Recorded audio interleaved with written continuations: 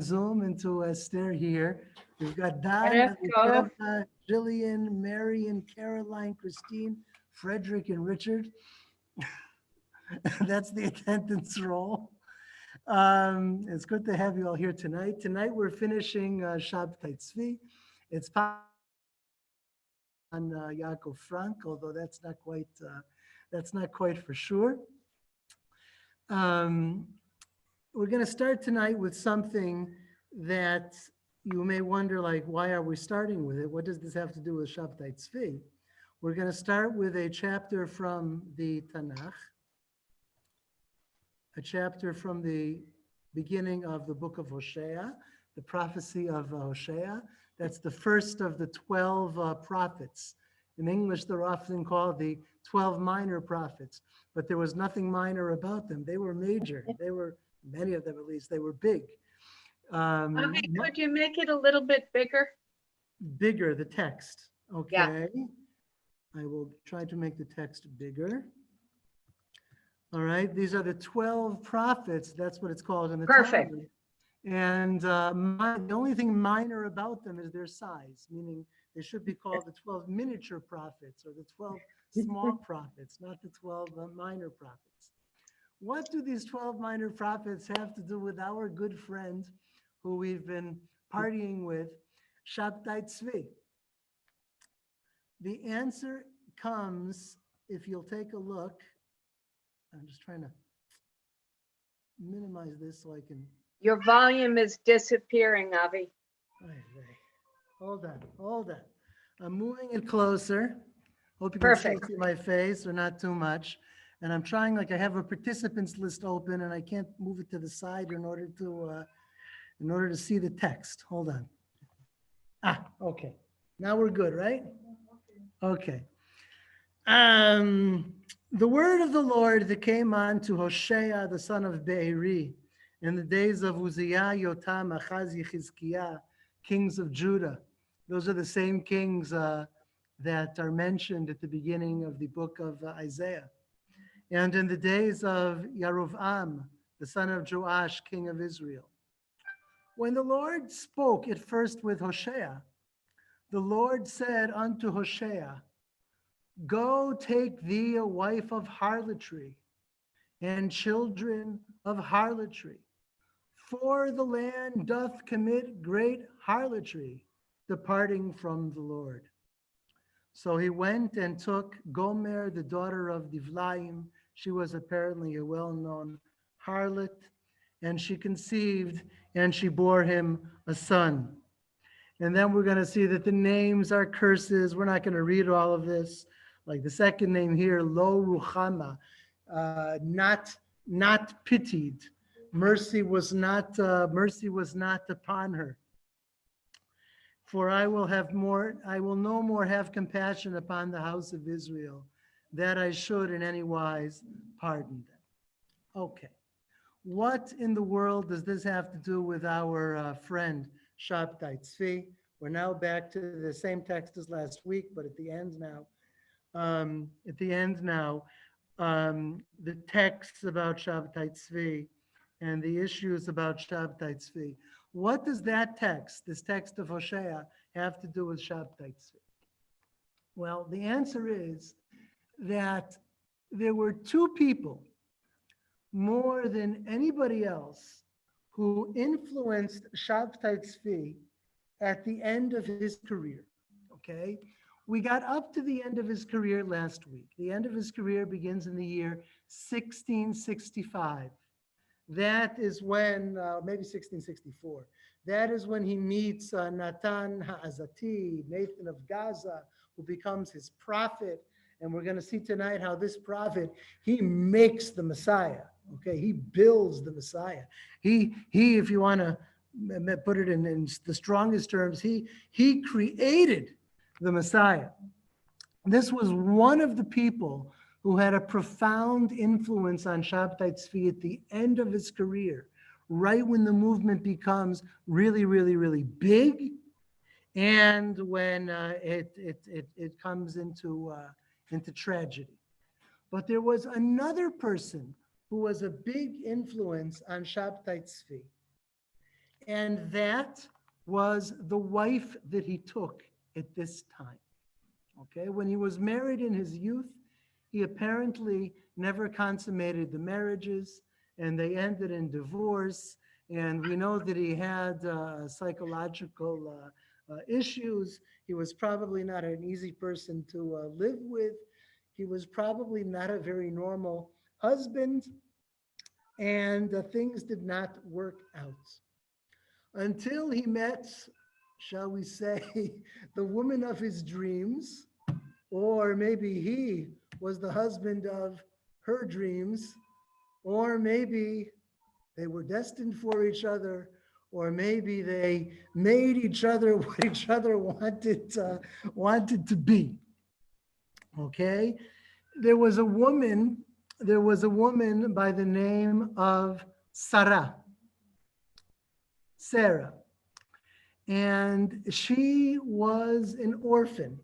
There's all kinds of contradictory things about her life, but we sort of know the basic points. She was an orphan, probably from around age 8, of the massacres in the Ukraine that we also mentioned last week, the Khmelnytsky rebellion and the Khmelnytsky massacres. Tens of thousands, maybe 100,000 Jews were murdered in these pogroms, very viciously. There's awful things that are written about these pogroms. And she was orphaned. She makes her way through Europe to various places. And someone needs to be let in, but I can't see who it is. Can you let them in, Don? I hope.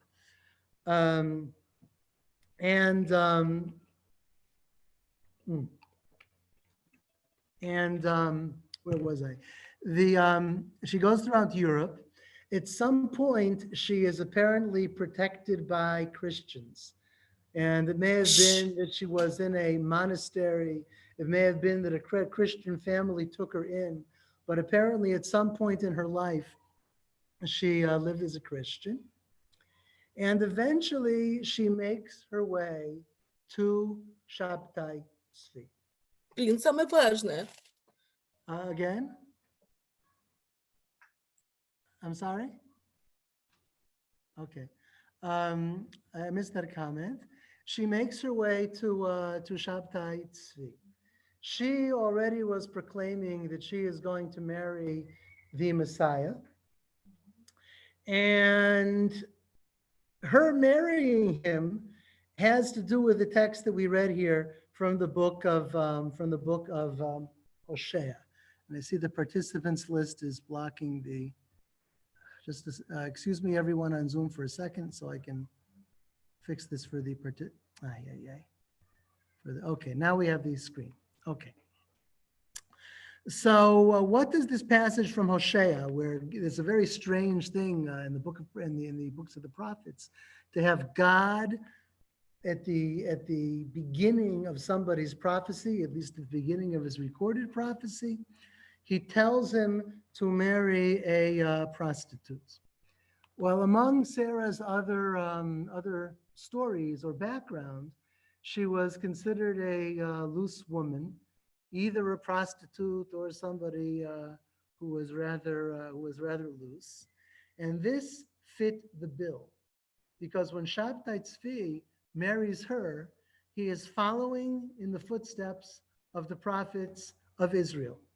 Okay, he is marrying a harlot, just like the prophet Hosea, and this fits in well also with all of the stuff that we talked about last week, where things which are prohibited or things which are looked upon as not being good, those are the things that now need to be confronted and you need to become a part of them in order to lift the sparks and to bring in the Messiah.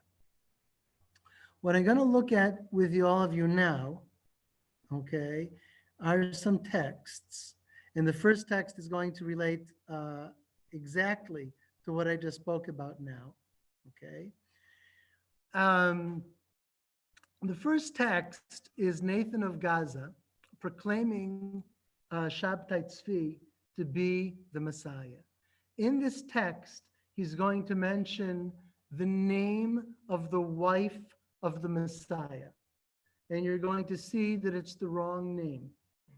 Okay, and we're also going to see that there's a way to fix these kinds of problems. Okay, I should talk a little bit about the text that you're seeing here. Okay, text A, it's towards the end of the document from last week, is a text where Nathan of Gaza proclaims the Messiah, meaning he proclaims Shabbetai Zvi to be the Messiah. But where is the text taken from? It's taken from the writings of Rabbi Yaakov Emden, a book called Minchat Knaot. Okay, what is Minchat Knaot? There's been more than one book written in Jewish history called Minchat Knaot. Okay, there were, for instance, in the Middle Ages during the Maimonidean controversies, when there were attempts to ban or at least limit access or learning of certain works of Maimonides, and there were polemics for and against. So one of the books written in those polemics was a book called Minchat Knaot. Okay, what is Minchat Knaot? Mincha is, first of all, to offer something. Some of the sacrifices were called minachot. So if you want to offer something to the public, if you're an author and you want to offer a book to the public, you can call it a mincha. Nowadays in academia, you have jubilee books. If somebody wants to dedicate a jubilee book to some very respected professor, let's say the professor's name is Moshe, it could be Minchat Moshe or Minchat Moshe or something along those lines. So that's mincha. What is Minchat Knaot? Knaot is from the biblical word likaneh. Okay, kano kineti ladonai Elohei tzvaot. I was jealous, or maybe a better translation would be, I was zealous for the Lord of hosts, the God of Israel. Meaning, this is a book which is offered in the spirit of zealousness for the word of God, and specifically zealousness which is going to go out against those who have distorted, or those who have mocked, or those who have dishonored the word of God. And once you know who the author is, you'll get it immediately. The author is Rabbi Yaakov Emden. I don't know how many of you have heard of Rabbi Yaakov Emden, but he's very important in the yeshiva world. He was a fantastic scholar in the 18th century. Yaakov Emden was not just an anti-Sabbatean, okay? He was a zealous anti-Sabbatean. What does a zealous anti-Sabbatean mean? First of all, he's living, this is already after the generation of Shabbetai Zvi. And yet even after Shabbetai Zvi, as we're going to see tonight, these movements keep on in the Jewish world. In fact, in many places all over the Jewish world, you continue to have Jewish Sabbateans, even after the end of his Jewish career, when he becomes a Muslim, and even after he dies. Okay, you continue to have Jewish Sabbatean movements. So Rabbi Yaakov Emden lived, after most Jews had figured out that Shabbetai Zvi was a big fake, okay, he didn't just consider him a fake, he considered him a continuing danger. Rav Yaakov Emden, for better or for worse, and justifiably or not justifiably, was the kind of person who would try to search out Sabbateans in every corner of the Jewish world and to reveal them for who they are and to expose them and to get communities to get rid of them, to excommunicate them. Now, whom did Rabbi Yaakov Emden oppose? Rabbi Yaakov Emden opposed a great scholar He was originally the rabbi of Prague, and his name was Rabbi Yonatan Eibschitz. Okay, and Rav Yaakov Emden accused Rav Yonatan Eibschitz of being a Sabbatean. Okay, and you think about the wars of the Jews today, right? And this rabbi says that rabbi is a heretic and whatever. Okay, so back then it was about you're a Sabbatean. Okay, that's what you are. You're a Sabbatean. So he accused Rabbi Yonatan Eibschitz of being a Sabbatean. Modern scholars tend to think that Rav Yaakov Emden was right. In other words, that if you go through the writings of Rav Yonatan Eibschitz and the evidence that exists, perhaps he really was a Sabbatean.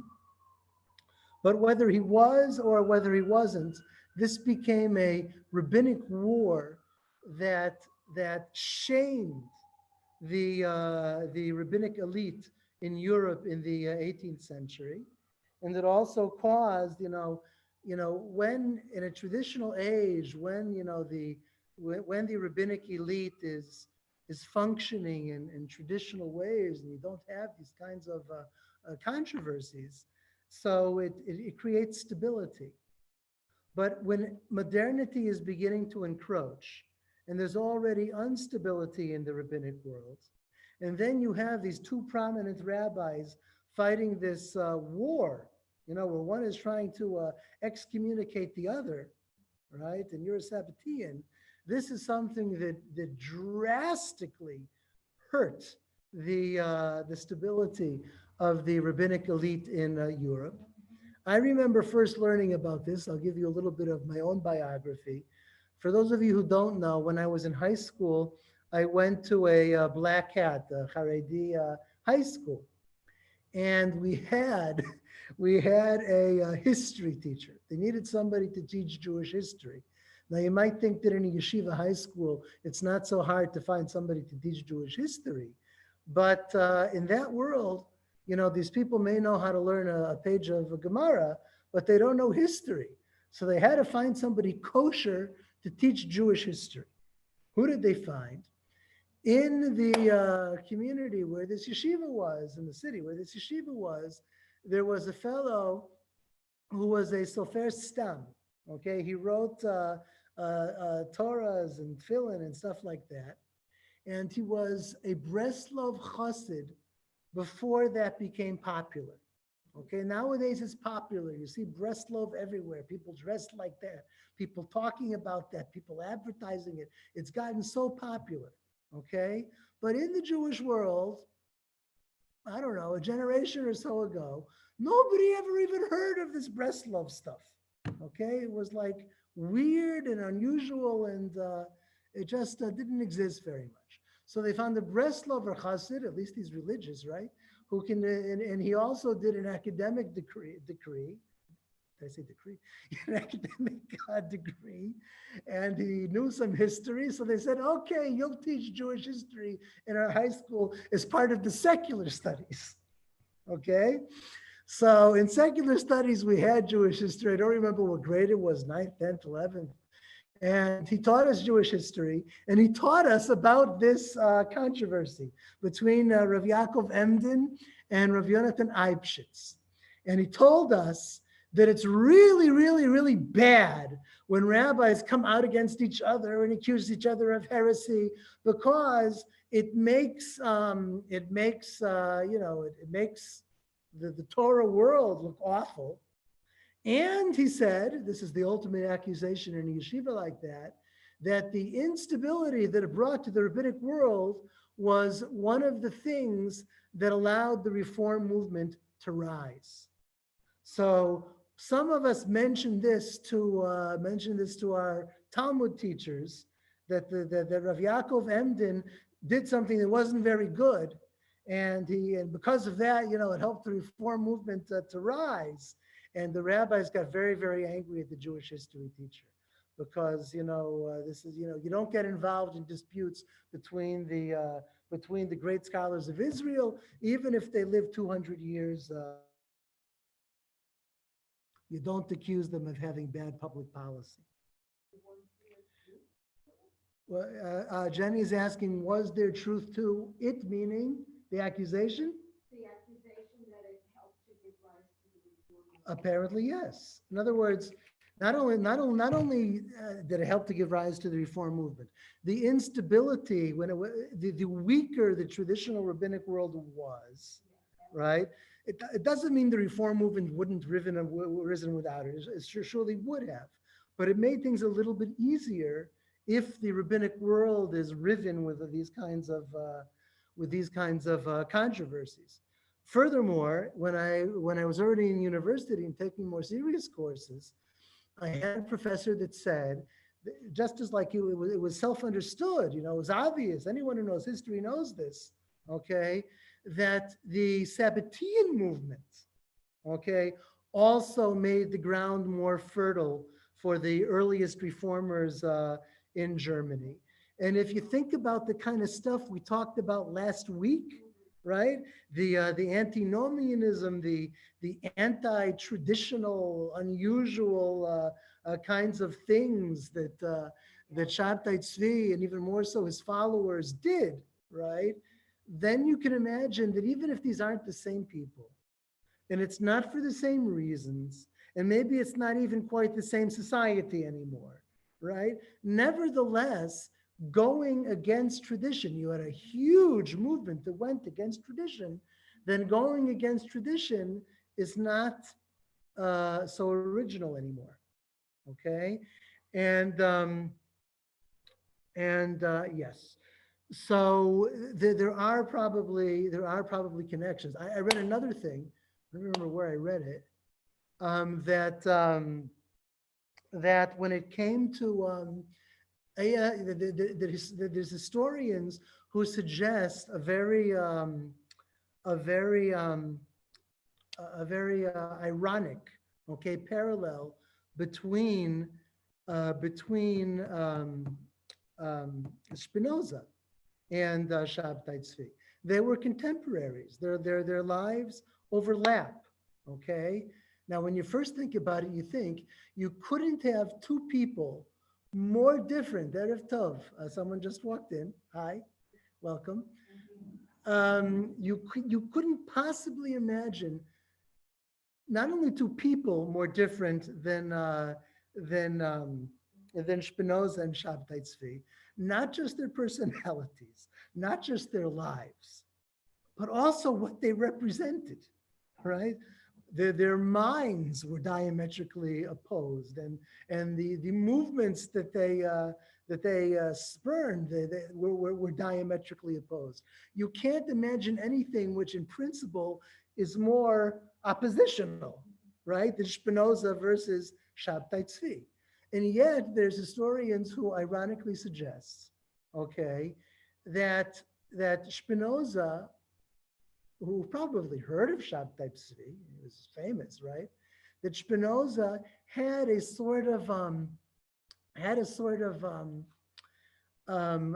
diametrically opposed ally. Okay, that ultimately, even though the thought is completely different and unrelated in any way, okay, that ultimately they were allies. Why? Because each of them was looking for ways to free the Jewish world. For Spinoza, it wasn't just the Jewish world, right? But they were looking to free the Jewish world of the strictures of tradition. And you can accomplish it one way, or you can accomplish it the other way. Now, this point about Shabbetai Zvi, I think is a great way to completely sum up what we did last week. Regarding everything we talked about last week, about like the holiness of sin and all of this stuff, which was quite unusual. All right, all of that stuff. When you think about it and when you learn about it, you need to keep in mind one important thing. And that is that the Sabbateans, including Shabbetai Zvi himself and including Natana Azati, every claim they made was always in the name of the tradition. Okay? This is something that arose out of the Jewish tradition, or at least it sees itself as arising out of the Jewish tradition, right? The tradition demands that we go out and do what we do in this Messianic movement, right? That the sparks need to be uplifted, and it derives from Lurianic thoughts, and that the Torah changes the face of God, and God's expression changes from generation to generation and from historical period to historical period, and therefore the Torah changes with it. This is not a rationalistic claim. This is a claim that sees itself as the tradition. The tradition itself is speaking. Okay, and that's what makes it diametrically opposed to Spinoza. Spinoza is claiming that the tradition has no claim on you. Okay, whether you're Jewish or Christian, the Bible has no claim on you. Here, the claim is the Bible claims you, and yet the face of the Bible has changed because now the Messiah is here. Okay, now let's read this text by Natan of Azza, which was quoted one of the signs of an honest man, and Rav Yaakov Emden, whether it was right or not of him to go on this witch hunt, but he did it as a man of truth. And again, he was Germany, I believe, yes, and 18th century. I don't have dates, but you can Wikipedia in a second. No, this is after Shabbetai Zvi. Okay. Shabbetai Zvi is the 17th century. He dies in 1680. And this is the 18th century. Okay? What? Okay. He dies. And when? Okay. All right. So here's the text. Rav Yaakov Emden is a man of truth. When he portrays the Sabbatean movement, he uses actual Sabbatean texts. Esther has a date. What do you have, Esther?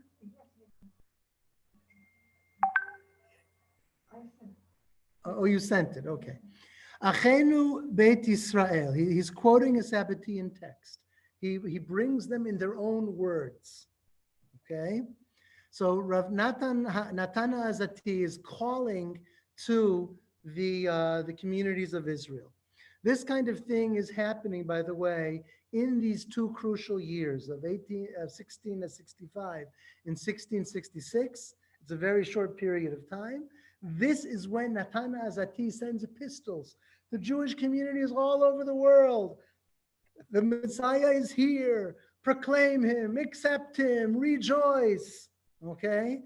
And these letters take hold. Communities receive these letters and they go for it. So here is what Natan Ha'azati writes, as quoted by Rav Yaakov Emden. Achenu Beit Yisrael, our brethren, the house of Israel.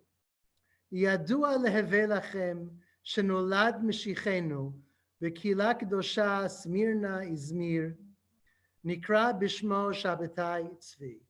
You must know that our Messiah was born in Izmir, and he is called by the name Shabbetai Zvi. Asher b'mhera tigale malchuto. May his majesty, his rule be revealed soon. And what is he going to do when that happens? V'yikach keter malchut merosh melech Yishmael. Okay? He will remove the crown from the head of the king of Ishmael. Who is the king of Ishmael? This is it's not Rome, no. This is not accurate, perhaps genealogically, okay, but it works conceptually. This is the Sultan of the Ottoman Empire. This is Turkey, so it's not really Bnei Ishmael. So genealogically, right, it doesn't work out. But he is the king of Ishmael, even if he's Turkish, right? Because the Ottoman Empire rules most of the Muslim world. It rules most of the Arab world. So even if the Sultan is Turkish, he is nonetheless the king of Yishmael. And when Shabtai Zvi removes the crown from the Sultan, what is he going to do with it? V'yasim al Rosho. Okay? Now Shabtai Zvi will be king of Yishmael, of everybody, of the world. V'hamelech yelech acharav. And the king, meaning the Sultan, will follow after Shabtai Zvi in his footsteps. Ke'eved Knaani. Right? The Torah talks about two kinds of slaves. An Eved Ivri, a Hebrew slave, and an Eved Knaani, a Canaanite slave. The status of the Canaanite slave was less. The Sultan is, so to speak, a Canaanite, not Jewish. So the Sultan will follow after Shabtai Zvi as his Canaanite slave. Why? Kilo hamlucha, for majesty belongs to Shabtai Zvi. So far, so good, huh? Good plan. ואחר זה יהיה משיחנו נעלם מעיני כל ישראל. Then he says, maybe he's preparing for seeming setbacks, okay?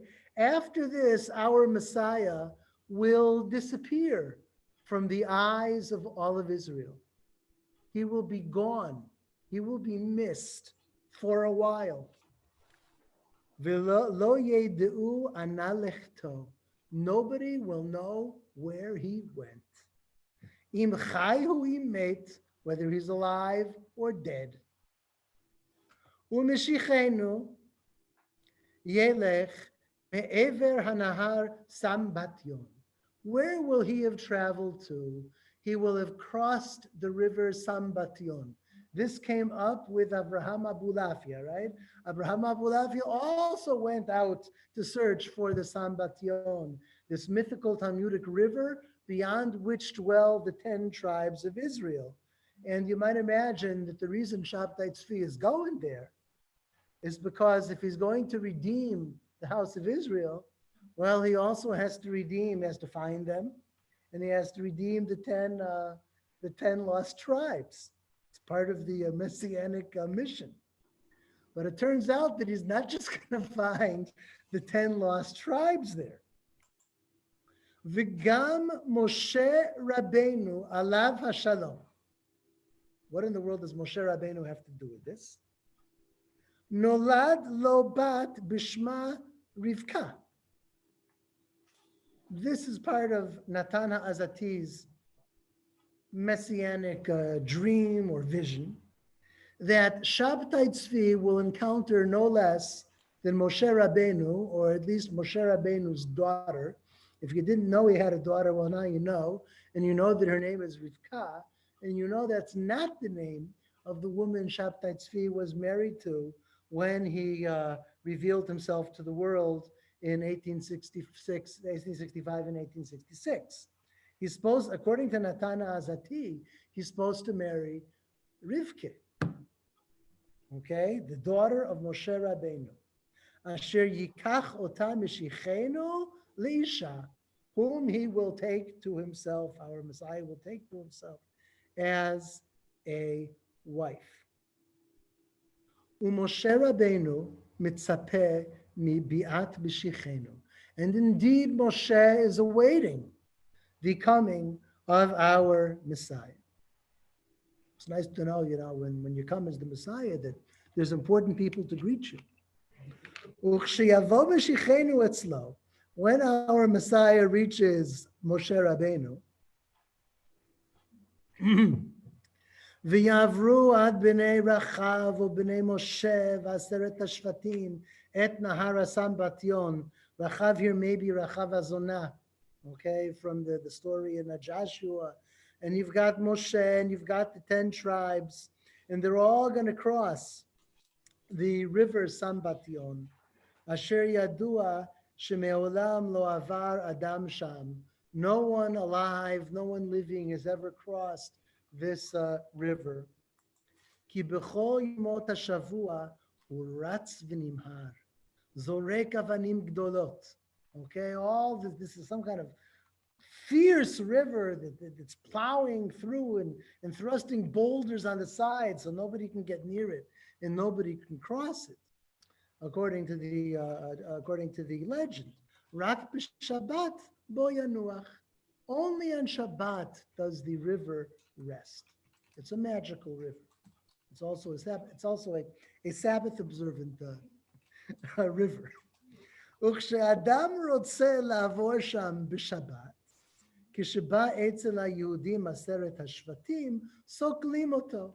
So let's say somebody gets smart and tries to cross the river on Shabbat, which you're not supposed to cross. So the people of the 10 tribes of Israel, they stone him. Yan asher chilel et Shabbat, because he violated the Shabbat by crossing the river. Kidin Toratenu Hakdosha, as our holy Torah, our holy Torah doesn't allow you to cross rivers on Shabbat. You see what a traditional, observant, pious man Natan Hazati was. He doesn't want anybody crossing rivers on Shabbat. And if he did other stuff, well, we won't take that into account at the moment. Aval כשיעבור משיחנו עם משה רבנו ועשרת השבטים, אז ינוח. When they all have to cross, apparently not on Shabbat, then the river Sambatyon will rest. ויעמוד מלזרוק, and it will stop thrusting boulders. עד אשר יעברו כל היהודים. All the Jews have to cross, and all the exiles have to be ingathered. You see how imprecise here is. They're not Yehudim. They're not the tribe of Judah. They're the 10 tribes. But he's talking to Jews. He's writing this epistle to Jews around the world, and he's telling them that all the Jews, even the 10 tribes, will be gathered together, even if technically they're not from the tribe of Judah. ואז יתחיל כמנהגו הראשון לזרוק. And then the river will go back to its original thing of thrusting boulders, and I wonder whether it will stop after that on Shabbat. Ve'az yired min hashamayim. Then will come down from the heavens. What will come down from the heavens? Aryeh devet ila'ah. The lion of above, of the house of above, the palace of above. Uprumbaya shebefiha aryeh. I think this is the muzzle in the lion's mouth. Yihye nachash ivshiva rashim. The muzzle in the lion's mouth will be a serpent with 7 heads.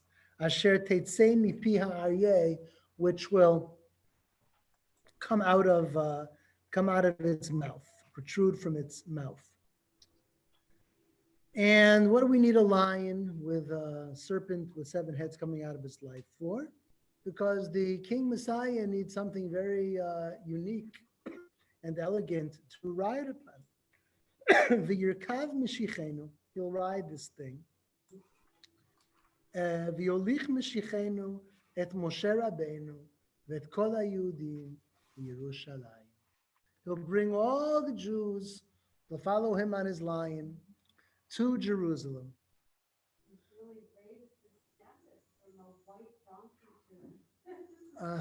Jennifer says, whatever happened to the donkey?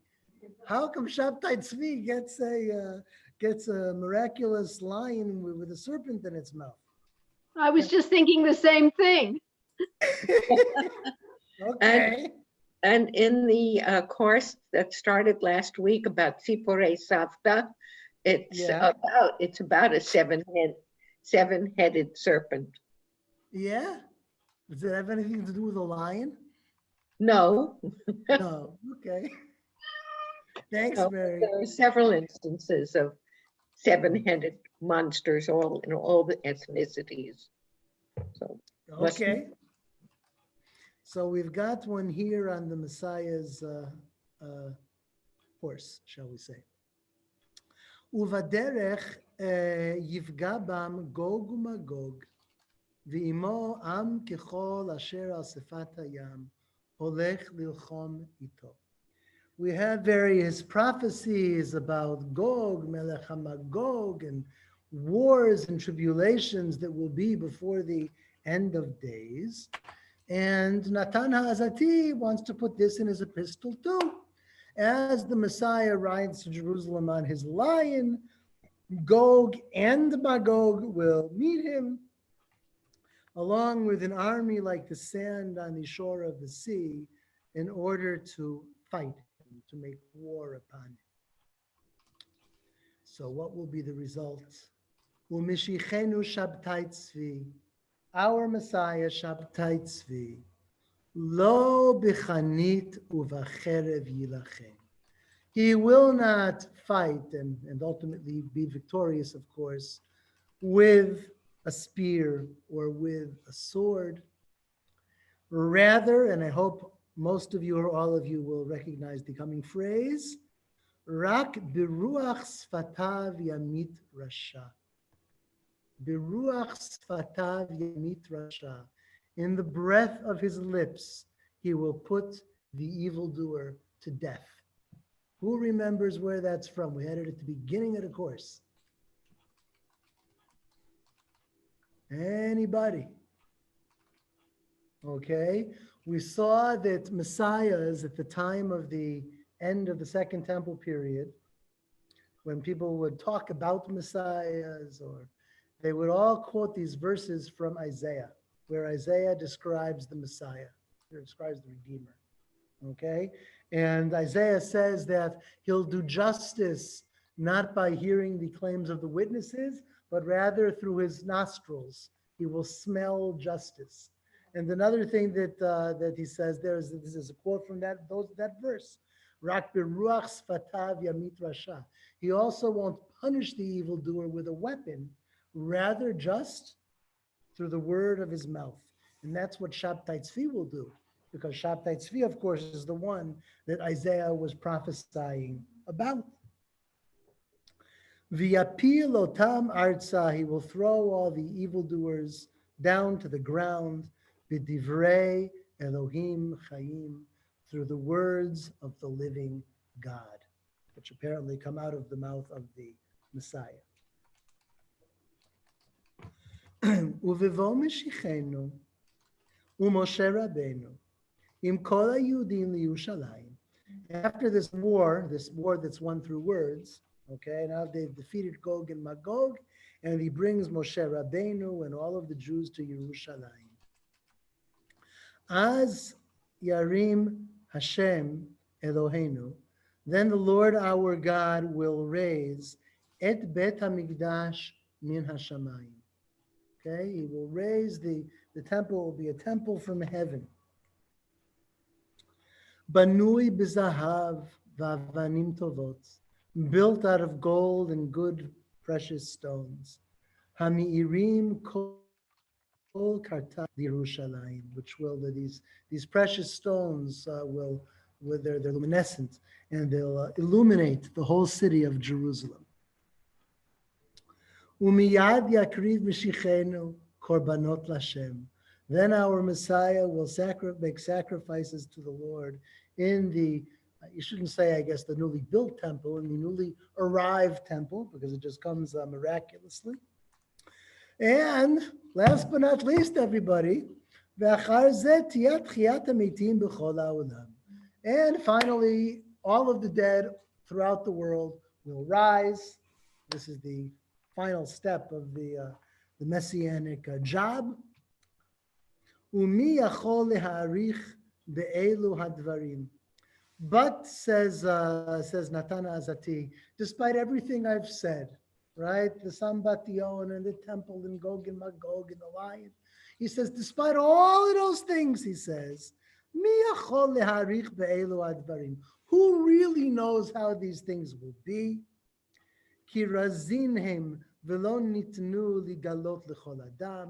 For they are secrets, and they were not intended to be revealed to just any person. Rak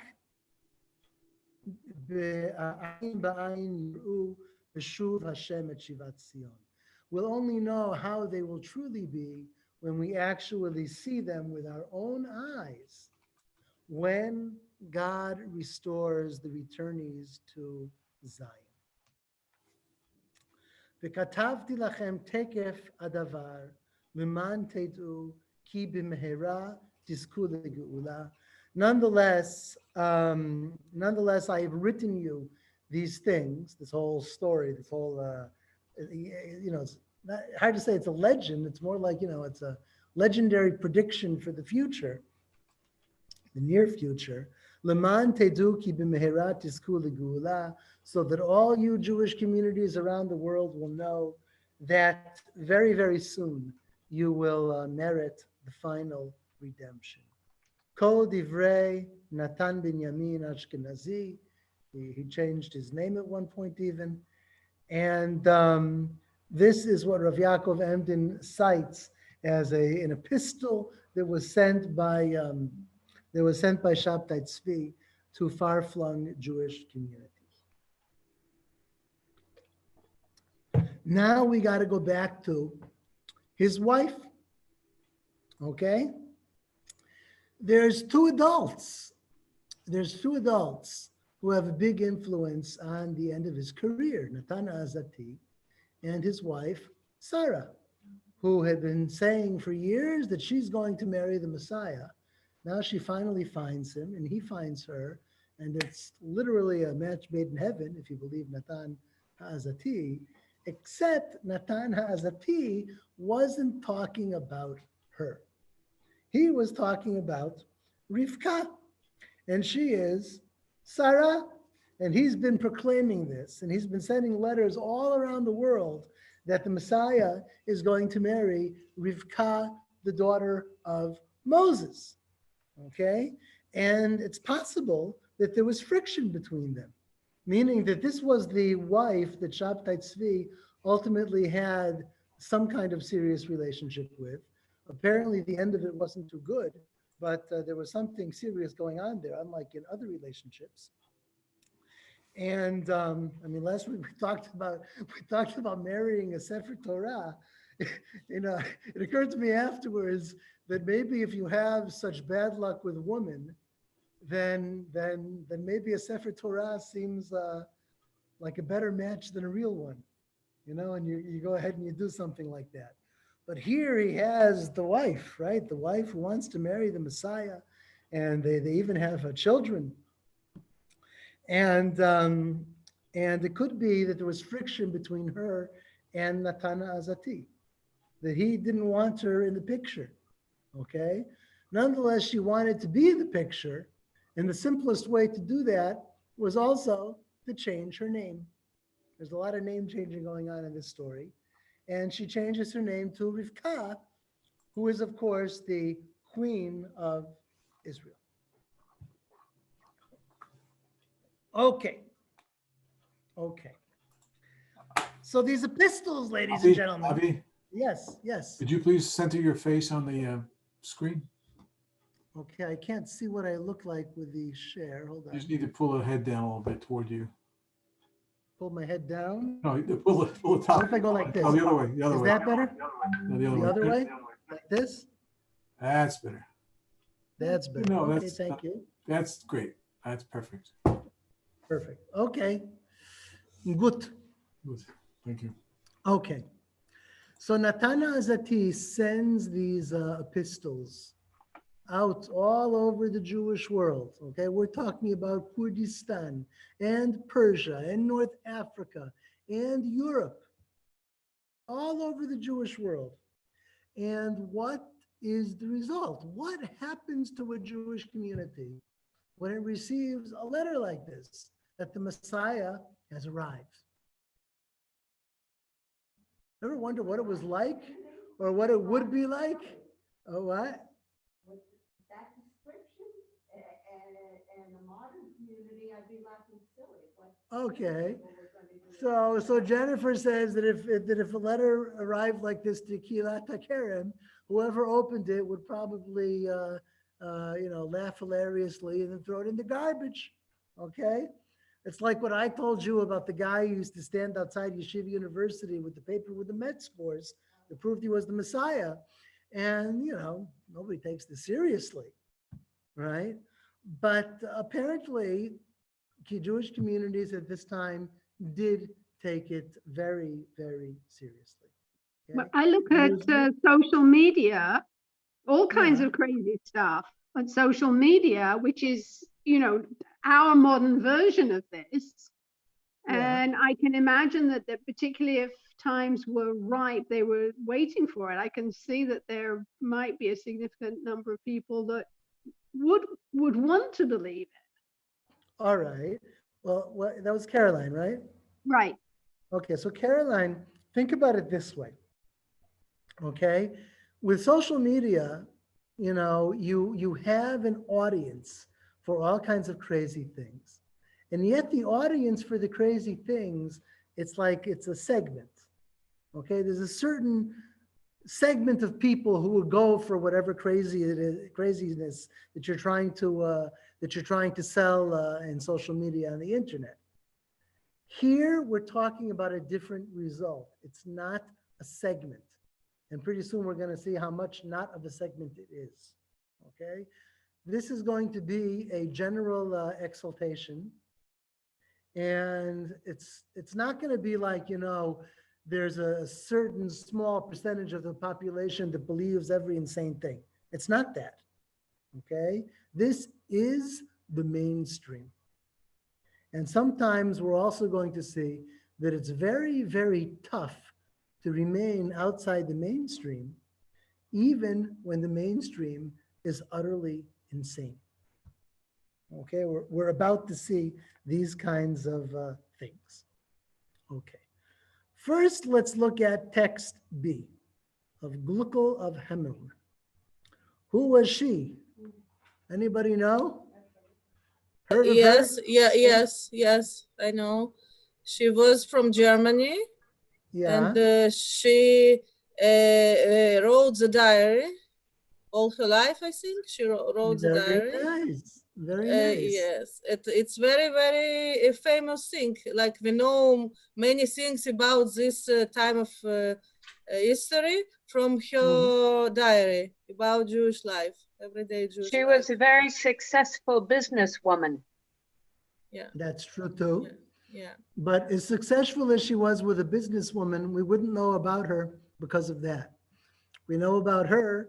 We know her because of the diary. The diaries. Yeah, And it's yes. probably the business side that allowed her to be a woman who kept a diary like this her whole life for decades. And it's a great source of a history, as we're about to see from the passage that's cited here right now. And she talks about all kinds of things. She talks about, for instance, after the Khmelnytsky massacres, how families in Germany took in refugees, okay, from the Khmelnytsky massacres. And who knows, maybe our friend Sarah, the Queen of Israel, maybe she was one of them. So Gluckel of Hameln, she describes what happens when these epistles, like the one we just read, when they reach Hamburg. Okay. Ma rabba hayta hasimcha. How extraordinarily great was the exaltation. Kishen nitkablu haktavim. When these writings, these epistles were received by the community. Al Dvar Shabbetai Zvi. Okay, the epistles about Shabbetai Zvi. Ein l'saper. It's impossible to overstate. It's impossible to describe how incredibly great the joy was. Yoter mikulam kiplu asfaradim michtavim. There apparently were Sephardic communities in Germany from exiles, and they either got these letters first, or got more of them, or exalted more. ובכל פעם היו הולכים עם המכתבים לבתי הכנסיות. They would go to the various synagogues, perhaps not just to their own synagogues, to their own synagogues. לבתי הכנסיות שלהם, they would go to their own synagogues. והיו קוראים אותם שם. In other words, The synagogue is the place where people gathered. It's the place for official announcements. And what more important official announcement could you have than that the Messiah has arrived? Now think of Kilat Hakerem's announcements. What time will services be on Yom Kippur? That's an official announcement. Imagine when the announcement goes out about what time will the Messiah arrive. So this is what they do in Shul. Gam Ashkenazim, Bachurim Muskenim, young and old. This thing captures people through the generations. Hayu hochim el batei kinesiot haPortugezi. Habachurim haPortugezim hayu tamid mitlavshim bevigdei chag. V'indu alehem paset chelet meshi. So these Portuguese descendants of Portuguese refugees, Portuguese exiles, they would dress up in holiday clothing because if the Messiah arrives, it's something to celebrate. And they would wear these fringes of tchelet, silk. Ze haya semel levusho shel Shabbetai Zvi. In other words, among the Jews who themselves already had Jewish clothing, Jews were expected to dress in a certain kind of a way. Now among them, there's Jews who are distinguishing themselves that through the way they dress, they are proclaiming and they're celebrating that the Messiah has come. This might be a typo. V'kach yatzu kulam. I don't know what just happened. Hold on. V'kach yatzu kulam betupim uvimcholot.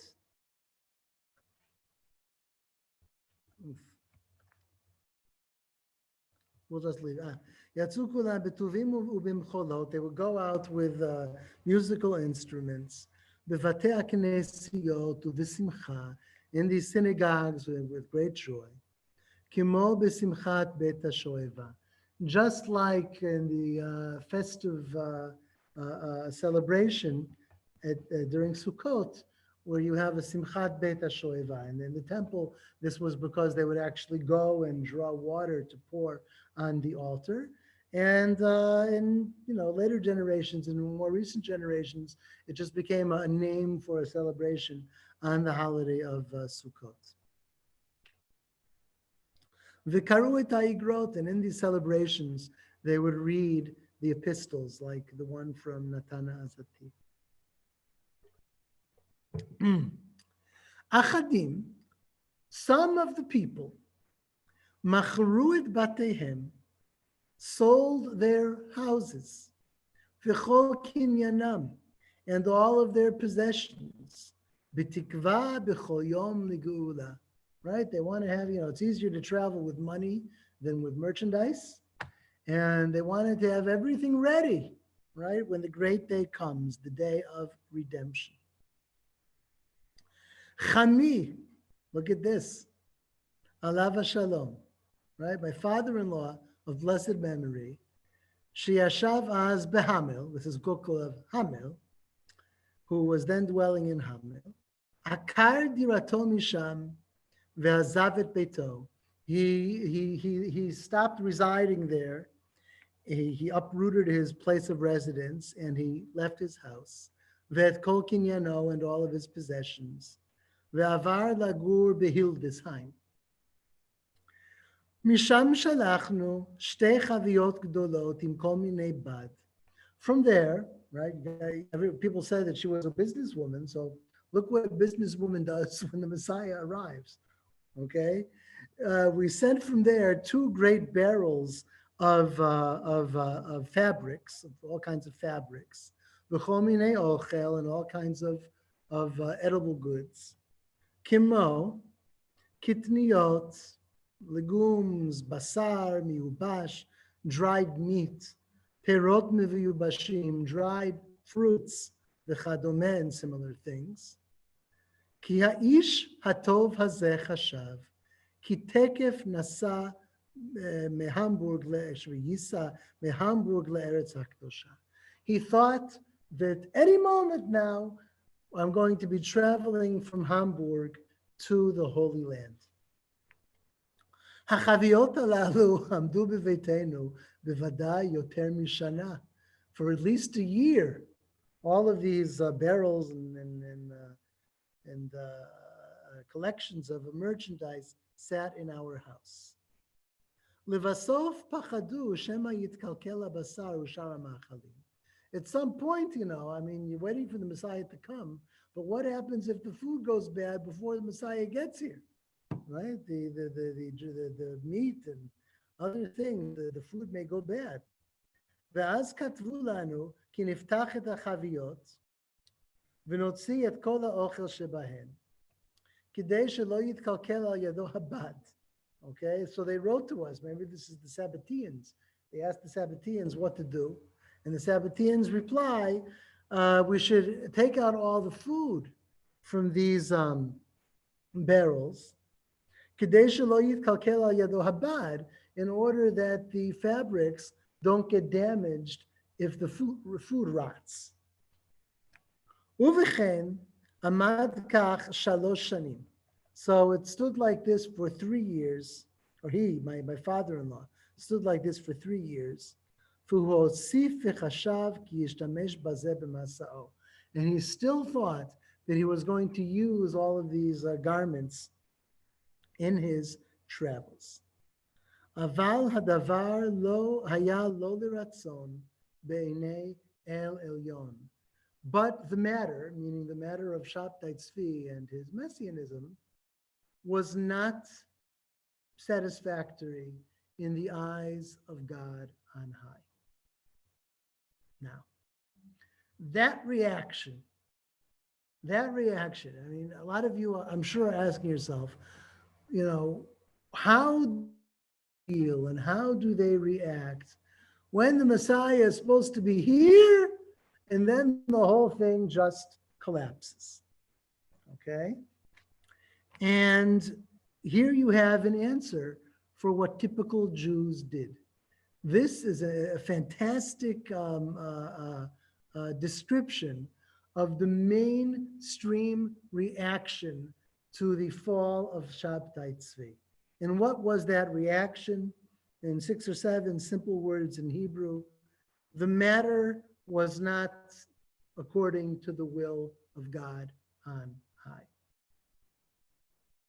God decided that it shouldn't be. We hoped and we dreamed and we prepared, but to our dismay, God decided otherwise, right? The people plan and God laughs, right? That's how the saying goes. So we thought it would be, and God decided not. Man proposes and God disposes. Man, thank you very much. I should have known that. Man proposes and God disposes. Man proposes that this is the Messiah, and God disposes and says it is not to be. Okay. Now, why is it important to emphasize this? Because you can have all kinds of reactions. In fact, we already saw a different reaction. Okay, the different reaction we saw already tonight was Rav Yaakov Emden, right? That's the vigilante reaction. Okay, Shabbetai Zvi falls, and now we all know, or at least most of us know, that he was a false Messiah, and now we have to go on a witch hunt, right, and seek out and destroy Sabbateans wherever they may be. Okay, that is not the reaction of Gukul of Hameln or her father-in-law or most of the Jews around the world. Most of the Jews around the world didn't see this as something, not something to castigate, and not something to not to do witch hunts or anything like that. Good Jews wait for the Messiah. And good Jews are happy when it seems that the Messiah is here. And when a good Jew is disappointed because it turns out the Messiah didn't come, what does a good Jew say? Well, it wasn't the will of God. Okay? And it avoids both extremes, both the extreme of Rav Yaakov Emden, witch hunts, anti-Sabbatean witch hunts, but it also avoids the other extreme. What's the other possible extreme when Shabbetai Zvi falls? What Natan from Haza said, that it's we haven't explained why it happened, because he made it because how I say הוא הוציא הניצוצות של קדושה מהלכלוך, how I say it in English, because he has a sparks from evil, yeah, like you can think about as an explanation, the God still wants him to be a Messiah, and we will think how to explain everything that happened. Yes? That's the opposite reaction, the opposite of Rav Yaakov Emden. The opposite reaction is the Messiah didn't fall, or his career didn't, more accurately, his career didn't end. The Messiah is here, and the redemption is imminent. And everything that your eyes can see is misleading you. Because just like Jesus. What? Just like Jesus gets a do-over. Jesus is going to come back. But I thought that instead of saying, thank you for Jesus, because that does fit, and yet I thought you would say something much closer to home. Remember what Natan HaAzati put into his epistle? What did he say? He's gone somewhere, and he's going to come back riding on a lion. Yeah, he's going to disappear, right? It's not just going to be ups, it's also going to be downs. And then he further says, nobody really knows how it's going to be. And, I really think he's going to have a lion with a snake in its mouth, but, nobody really knows how it's going to be until we see it. And if you haven't seen it yet, then you haven't seen anything at all, right? And you just have to keep waiting because he's there. Okay, and he's coming. And I think this description here by Gluckel of Hameln is a great reflection of traditional Jewish piety. Traditional Jewish piety is not ideological to either extreme, neither to the anti-Sabbatean extreme nor to the pro-Sabbatean extreme. Traditional Jewish piety is that I love God and I want God to bring the Messiah and I await the Messiah. And if he comes, I rejoice. And if he doesn't come, then I bow my head to God and I keep on waiting. Aval hadavar haya lo leratzon beinei Elyon. The matter was not according to the will of God on high. Okay. Another person who we should meet from the height of the career of Shabbetai Zvi was Sasportas, Yaakov ben Aaron Sasportas, also from Hamburg. Please excuse me. All of the windows and the door at Midreshet Hakerem are open, and I'm freezing, so I'm just putting on my jacket. Okay, now my countenance is back with you. All right. So who was this Sasportist? I wrote here that he was a great anti-Sabbatean polemicist, and that is absolutely the case. He was the guy who didn't go with the mainstream. He is the guy that Jennifer here thought would be the mainstream. Somebody sends a letter to Midreshet Hakerem, the Messiah has arrived, and everybody thinks it's a big joke. Everybody thinks it's insane. That's what everybody should think. And yet, pretty much everybody thought the exact opposite. Who were these rare people who said, this is meshugane, okay? Who said this is wrong, right? Not just meshugane in terms of insane, and not just wrong in terms of morally wrong, but also wrong in terms of the Messiah itself. meaning that this movement and this messianic figure do not fulfill in any way the Jewish expectations for the Messiah, and that in fact they fly in its face. Okay, you need a lot of guts to do that if everybody else says the opposite. And we're going to see from exactly these quotes that he had a very, very hard time. Most of his stuff is from afterwards, okay? Meaning he couldn't publicly publish things, and right, it was only in the wake of the fall of Shabbetai Zvi in 1666 that he finally could make his voice heard. Okay, before that, it was much harder. And yet, Sasportas was a rare person in that he was both a great scholar and he opposed, even openly, as much as he could, although he couldn't always be completely open about it, he opposed in principle the Sabbatean movement from the very beginning. He never wavered, he never changed his mind, and it's really rough to be a person like that.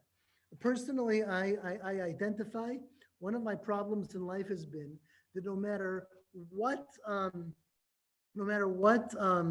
group I find myself in, I almost always never agree with like the mainstream view of that group.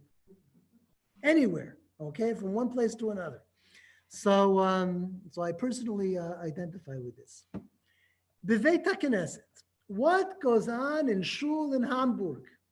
We already heard a little bit from Lukla Hamel. What goes on in Shul in Hamburg when the Messiah arrives? But now we're going to get it from the perspective of a person who thought that there was no Messiah and that this whole thing was a big farce. V'chulanu hayinu omdim be'imau v'yirah. Okay? All of us stood in awe and in fear. V'chol chad azel l'shitatei. But each side went to its own. Meaning, we have the Sabbateans and we have the anti-Sabbateans. And each one was kind of, I don't know, put off by the other. Hamaminim. Who is he calling the Maminim? He's calling the Maminim the believers in Shabbetai Zvi. Mipnei emat malchutam. What were they in awe of? What were they in fear of? The awe and the fear of their great king, Shabbetai Zvi. Uchvod hamelech hamutal alehem. And it's upon them now to honor their king and to proclaim things about him and to do acts of obeisance. But us, and I don't know to what degree he's using the royal we here. Maybe it was just him. V'anachnu ematenu v'yiratenu mipnei emat malchuta bela taga.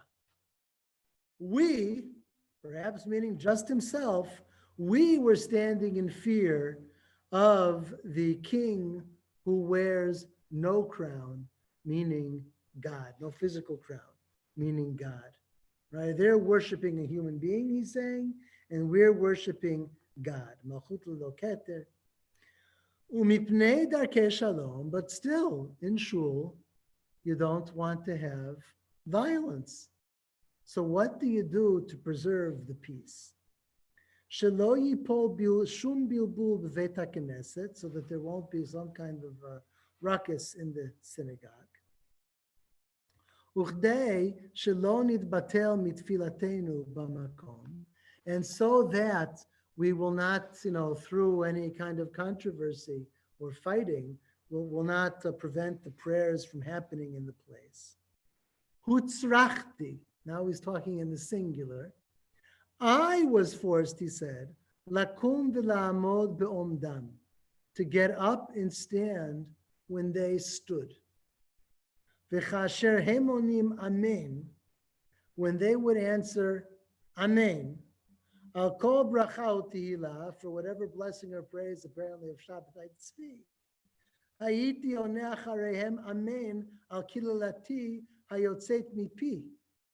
I would answer Amen to the curse that was silently or below my breath coming out of my mouth. Al harishaim hakamim neged toratenu shebe al peh.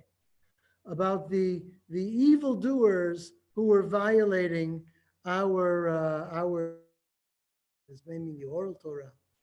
V'chol echad uneh amen lefi kavanato v'da'ato. Each is answering amen to his own understanding and according to his own intention. Okay? When I first read this, it reminded me of not so many years ago. Okay?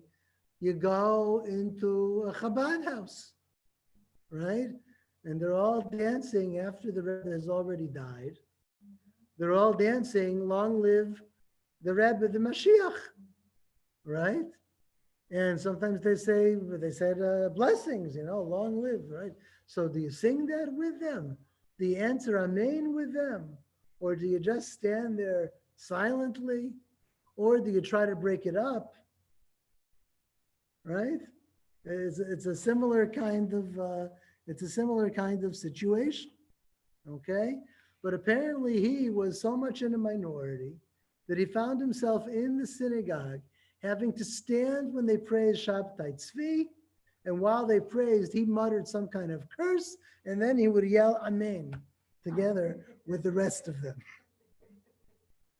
Okay? He talks about his loneliness. Okay? He talks about his loneliness. Ra'iti et atzmi ki gargir yichidi ba'aretz. I saw myself, like a single seed spread in the field. I was the remnant in the whole country. And look at this. This is important. Gam balei haTorah v'talmidehem einam omdim lemini. Even the Torah scholars and their students did not stand with me. They did not support me. V'hanimshachim acharai me'atim me'od. And those who actually did follow me were very, very few. Okay? This is a description of reality from an eyewitness, okay, from a person who lived through it. Okay? If you were a principled opponent to Shabbetai Zvi, right? If not, you don't hope that he's the Messiah. You're not convinced that he's the Messiah. You're in principle opposed, and you say he's not the Messiah. You were left standing completely alone. Okay. Now a quote from him from Sasportas on the various claims and arguments made by the Sabbateans. Okay. Ha'im ra'item b'shum sefer. Have you ever seen, he asks, in any book, shemechuyav leha'amin lemashiach, mi she'omer al atzmo, meshicha ana. Have you ever seen in any book, like in any halachic book, that it says that if someone comes to you and says, I'm the Messiah, that you have to believe him? In other words, these people are saying it's a mitzvah. And if you don't proclaim as the Messiah with us, then you're violating a mitzvah. And he says, what mitzvah? Right? And what book does it say that if someone claims he's the Messiah, that you have to believe him? Okay? Or if someone says, if people say about somebody, Shezeh melech hakavod, this is the exalted king, which in the verse is said about God himself. Kodem asoto ma'aseh Mashiach, before he has done any messianic deed. In other words, it's all nice about riding lions, but he hasn't actually crossed any Sambatyon.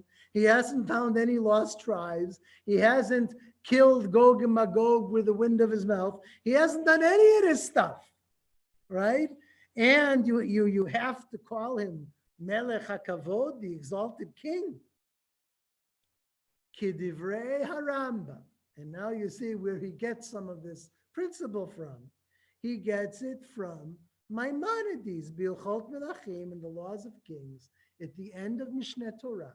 Maimonides concludes Mishneh Torah with the laws of the Messiah, and we saw parts of this. And we saw most importantly that Maimonides miraculizes, there must be a better word than that, okay, he naturalizes the Messianic age and the Messianic career and goals, okay? Everything becomes this worldly. There's no miracles, there's no Sambation, there's no lion, okay? There's no miracles. The Messiah has to do this worldly thing, says the Rambam. Otherwise, he is simply not the Messiah. And Sasportas not just knows this, but he knows that all the educated Jews around him know this, that the Rambam wrote this. And he's wondering, or he's pained, why is nobody standing with me? This so-called Messiah, Shabbetai Zvi, has done nothing. The Rambam says if he does certain Messianic deeds, then you think maybe he'll be the Messiah. And then if he completes the entire Messianic agenda, then you know for sure he's the Messiah. Shabbetai Zvi hasn't even begun to fulfill the Messianic agenda. He hasn't done a single thing. And everybody knows that this is what the Rambam says. And yet, nobody is.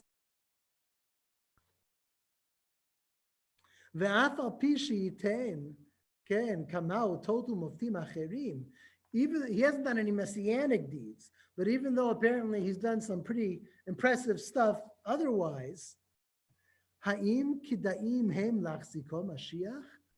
is this the reason, if somebody does what seems to be some kind of wonder, is that really a reason to call him the Messiah? Here we see that the Rambam succeeded a little bit, okay?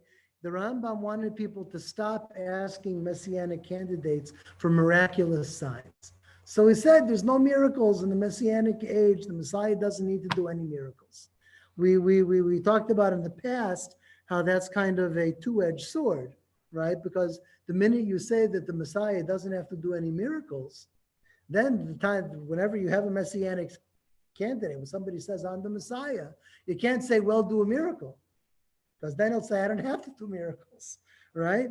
So in that sense, it backfired a little bit. And you have these counterclaims going through the whole story. When Shabbetai Zvi was asked to do miracles, his followers used this excuse that the Rambam says the Messiah doesn't have to do miracles, right?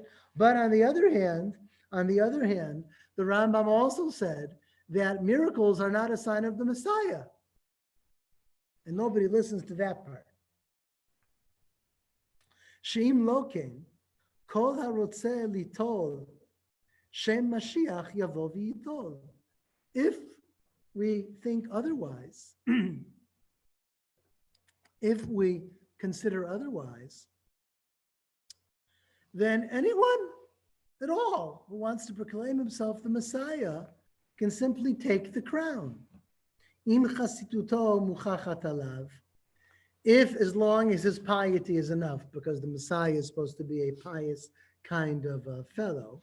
And then he says, really nice, Uchvi hachasidim yirbu hameshichim.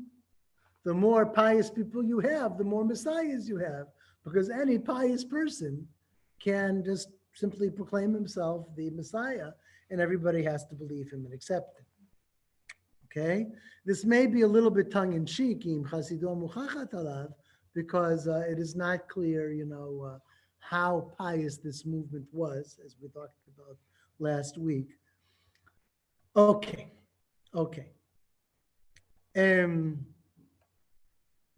He concludes as follows, okay? V'chai ha'avodah, he swears in the name of the service, meaning in the name of the service of God, which is just a kinui for God. Ki bifnei hamashiach ha'amiti ani omer ken. He says that what I'm saying here is so simple and so obvious and so clear that I would have no problem saying it to the Messiah himself, the true Messiah himself. V'sachar haya noten li al achziki b'divrei rabotenu. And if the Messiah heard me say it to him, he would reward me for keeping the words of our rabbis, uv'kabalam ha'amitit, and for remaining loyal to their true tradition. Okay? And here you see what the real crux of the argument is. The real crux of the argument is who is loyal to the tradition. The vast majority of the Jewish world feels that it's being loyal to the tradition by accepting Shabbetai Zvi as the Messiah. The campaigners and the ideologues, right, like Natan Azati, right, they claim that they're fulfilling the words of the Torah, that they're presenting, they're doing the word of God, okay, as is required in the time of the Messiah. And this Rabbi Sasportis is looking at the whole Jewish world and saying, that's what represents the tradition? I represent the tradition, and I think this is nuts. Okay? But he was a kol koreh bamidbar. He was a voice calling out in the wilderness. Okay? And he didn't have very many followers in Hamburg. Probably most of the followers kept it quiet. And it's really, really tough going against the mainstream. You can imagine that it's also emotional. You know, if traditional Jews, you know, it's meritorious to expect the Messiah and to wait for the Messiah. And you can imagine that they even saw somebody like this Rabbi Sasportas is somebody who's like poisoning people's faith, right? Why tell, you know, people, these are good Jews waiting for the Messiah. They're happy that he's here. And you are spoiling it, and you're spoiling their simple faith. Okay. So I hope that these texts gave you a real life taste of the heyday of the Sabbatean movement in 1665 and 1666. What ultimately happens? He comes to Constantinople and he gets thrown in jail. He got thrown in jail a few times, okay? But the way it ultimately comes to a climax is that there's a Polish name of Nehemiah Cohen, of whom we know virtually nothing. But he arrives in Constantinople, okay? And he goes to the Sultan. And it's not completely clear in what capacity he went to the Sultan, okay? Was it as an anti-Sabbatean, that this guy is a fraud and this guy is nuts? And you can imagine that, you know, like this letter of Natan Azati was written in Hebrew. And it says that, you know, the Shabbetai Zvi is going to take the crown of the Sultan and put it on his head. And the Sultan will follow after him as his slave, okay? Now you can imagine that the Ottoman officials didn't read Hebrew on the one hand. But on the other hand, if you're sending these letters all over the world, including to the far reaches of the Ottoman Empire, right? That somebody with the ear of the Sultan is going to find out about this. Yeah. So this Nehemiah Cohen, you know, he wouldn't if he's an anti-Sabbatean, it wouldn't have been very hard to prove it, to go to the Sultan and say that the Jews are rebelling against you, or at least that this movement is a rebellion against you. It's possible, though, that he wanted to test him, right? To see, you know, I come from Poland, I want to see, I've heard things. I want to see if this is really the Messiah. Or it's even possible that he really was a Sabbatean, a believing Sabbatean. And how would that one work? That one would work if you tie it in to the subsequent Sabbatean movement. Okay? This Nehemiah Cohen, we know for a fact that when he was in Constantinople, he converted to Islam. Okay? So it's a weird story, and what makes it hardest to appreciate is that we don't even know. Okay? These are just possibilities. But this guy, okay, he converted to Islam, this Kabbalist. Okay? It's possible, Nehemiah Cohen, okay, it's possible that he went to the Sultan as a Sabbatean, right? And proclaimed that I'm converting to Islam, right? Because what is the whole idea that we learned about last week? The idea is that you have to go down to the roots of evil. You have to betray your people. You have to embrace every lie, okay, in order to redeem the sparks. And it's possible that the Sultan wasn't satisfied that just Nehemiah Cohen, the Sabbatean, becomes the Muslim. He says, hey, let's get the head of the Sabbateans, right, to become a Muslim. Nehemiah Cohen, in the end, he leaves Constantinople, he goes back to Poland, and he becomes a Jew again. Okay? But he is the person who, let's say, gets the full attention of the Sultan so that there will be a trial of Shabbetai Zvi. And in the trial of Shabbetai Zvi, of course, the Sultan orders him to become a Muslim or to have his head removed from his body, and he becomes a Muslim. And at this point where he becomes a Muslim, we already know the three reactions, but we want to focus now on the third reaction. The first reaction is Rabbi Sasportas. I told you all along that this whole thing was insane. The second reaction is the majority of Jews, including rabbis throughout the Jewish world. Well, we hoped he was the Messiah, but we were wrong. And it's too bad that the Messiah didn't come. And now all those barrels in my house, I'm going to have to unload them and put all the things back on the shelves because apparently the arrival of the Messiah is not imminent. That was the second reaction, and that was the mainstream reaction throughout the Jewish world. But there's also the third reaction.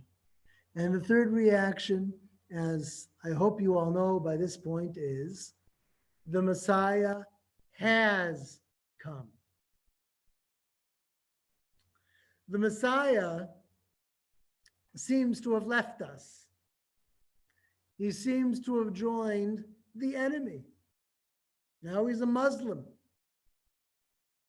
And yet, he only seems to have left us. He only seems to have betrayed us. Okay? And he needs this betrayal.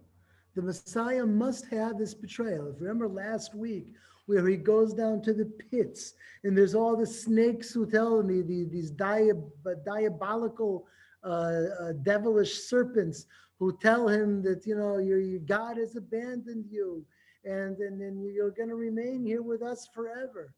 No, he's not going to remain with you forever. Okay, he needs to go down to the pit of Islam and redeem the sparks from the evil and to betray his people, maybe to redeem the sparks from betrayal, right? Betrayal has to have some sparks in it. And he needs to do all of this in order to bring the imminent Messianic age right in, okay? Well, the Jennifer's asking he doesn't come back. Instead of answering that, I'll say the opposite.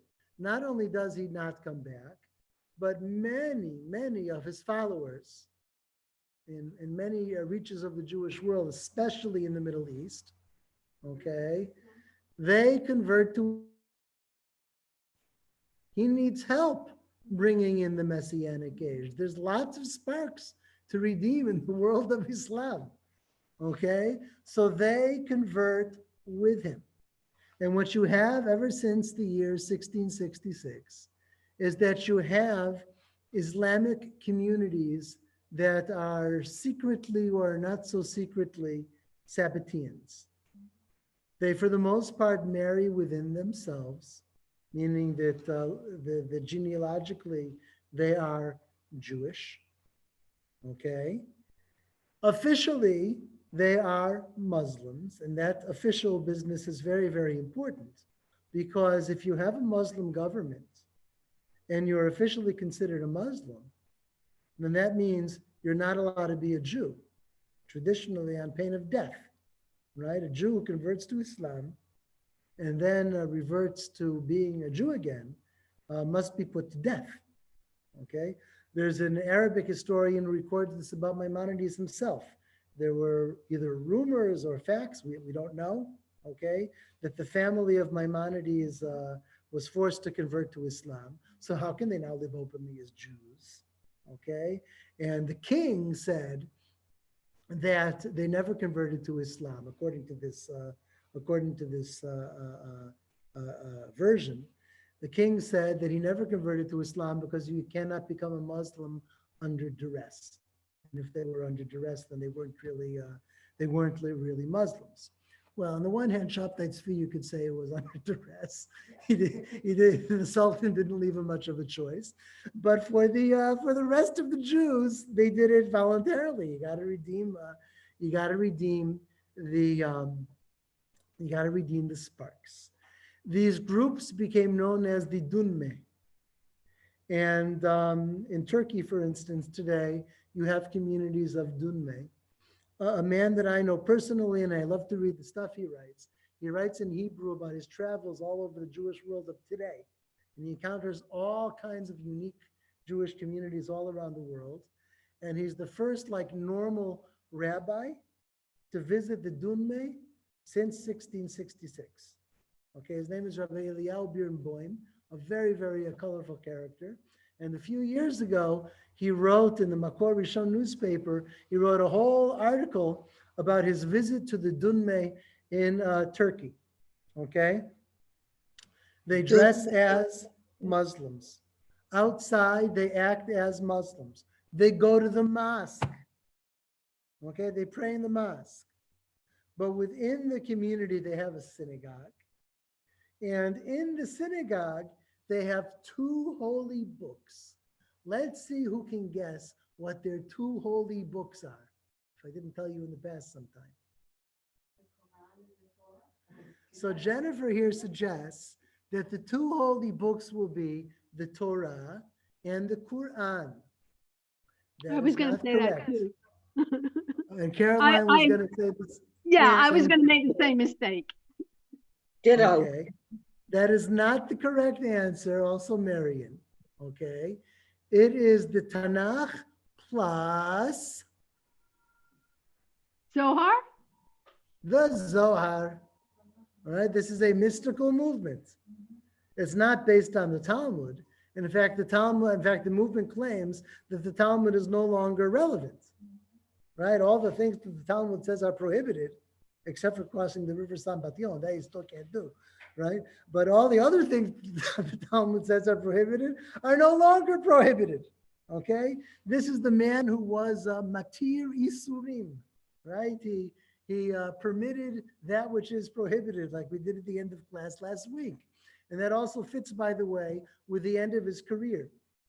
The summer before his apostasy, Shabbetai Zvi had all of his followers celebrate the 17th of Tammuz, the fast day, with feasting and rejoicing, okay? And then on Tisha B'Av, everybody joined him. Sabbateans all around the world rejoiced with him on Tisha B'Av, which was the Tisha B'Av before his trial, right? Before he became a Muslim. And they announced at these feasts, right? Blessed are you, Lord of God, Lord our God, not Matir Asurim, who frees those who are in chains, but rather Matir Isurim, who permits that which was previously prohibited. Okay, so you end up with Sabbatean movements all around the Jewish world. And initially, it was not just in Muslim countries, but you had powerful, powerful Sabbatean currents even in Europe. Okay? And we don't have really time to do Yaakov Frank tonight, so we'll save the main good stuff. We're not going to do, I guess, I'll work out exactly how much and what we're going to do, okay? But briefly, he was the Christian Shabbetai Zvi, okay? And same thing, the same idea, okay? Shabbetai Zvi, by the way, affected not only Jews, he also affected non-Jews, and I'm not talking about the Sultan. In Europe, there were all kinds of millennial expectations for the year 1666. Shabbetai Zvi came from a family of merchants, okay? And maybe these ideas, these European ideas of 1666, there were non-Jews around the world also who were expecting the Messiah or expecting the apocalypse. And it was a great interest to them that the king of the Jews or the Messiah of the Jews.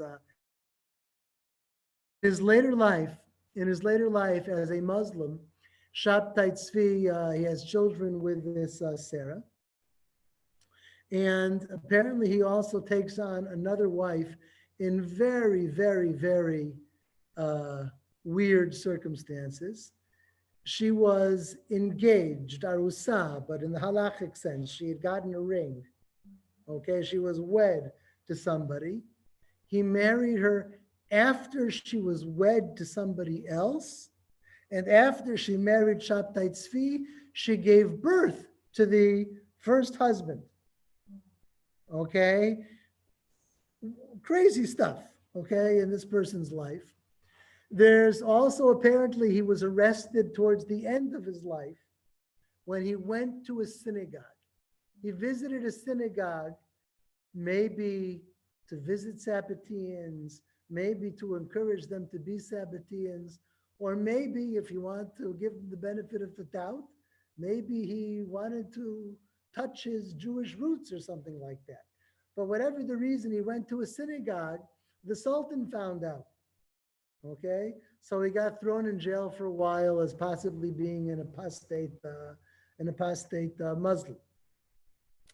And eventually he dies, 1680, and that is the end of his life. But it's not the end of Sabbateanism in the Jewish world. Now, there's some things to think about from this whole business. But first, if people have comments on what's till now. Firstly, I wanted to ask how he lived at the end of his life. He worked from where he had money. He was poor. He was rich. I honestly don't know. That's the kind of thing that you go to that 2-volume work by Gershom Shalom that Esther posted the link to last week. Okay, maybe there's details there on the kind of life he led during his later years. I have a question or I have a comment. Yeah. Can I speak? Someone else? No. Okay. No, go ahead. This whole question of his followers and how he gathered the followers, and it's very fascinating to me. I know we have a situation today where you have a cultic type of following of the current president of the United States. We've had other kinds of cultic. We're just watching a show on Netflix with Veronique about this Rajneesh, this guy who was Hindu Indian holy man who set himself up in Oregon and had these thousands of followers. And then you had this Moon, the Reverend Moon, who had this Christian cult from out of Korea, and how people go into this sort of mass psychosis of following someone. My feeling is that people are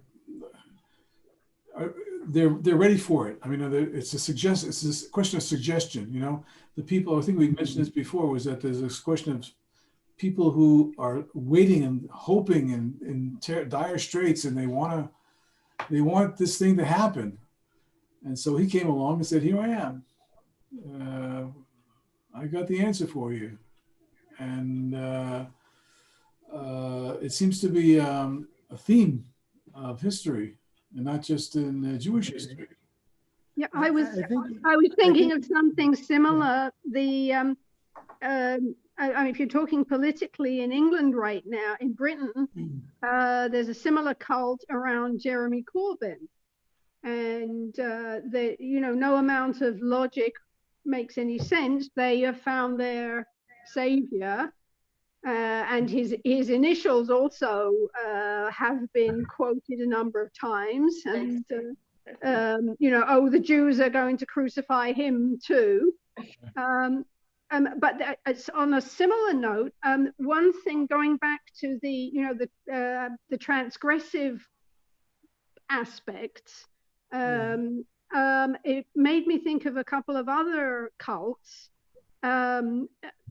that was fairly large in Jonestown, and also the Manson family had. They were, I mean, it wasn't, with the Mansons, it wasn't a mass following, but definitely the transgressive nature of what he had them perform even before the murders was a definite aspect of the unifying force of the group. Okay. Thank both of you for your comments. I wonder to myself whether, I don't want to say it's an anachronism, meaning that we're thinking of the past in terms of our world today, but I think maybe we should take a step back, meaning there were definitely cultic-like things for the third group. If we have Sasportas as number one, the mainstream followers is number two, and then like the hardcore Sabbateans is number three. I think the analogies that both of you are making fit number three better, okay? Number two, I really wonder whether it's an anachronism. Like, we think that, millions of Jews around the world, 400, how many years ago? 400 years ago, less. They all, became a mass cult following Shabbetai Zvi. I don't know if for mainstream Jews it was cultic. Those are the Jews of Glukel of Hamun, right? We're really happy that the Messiah came. And then if it turns out he didn't come, well, we're disappointed, but oh well.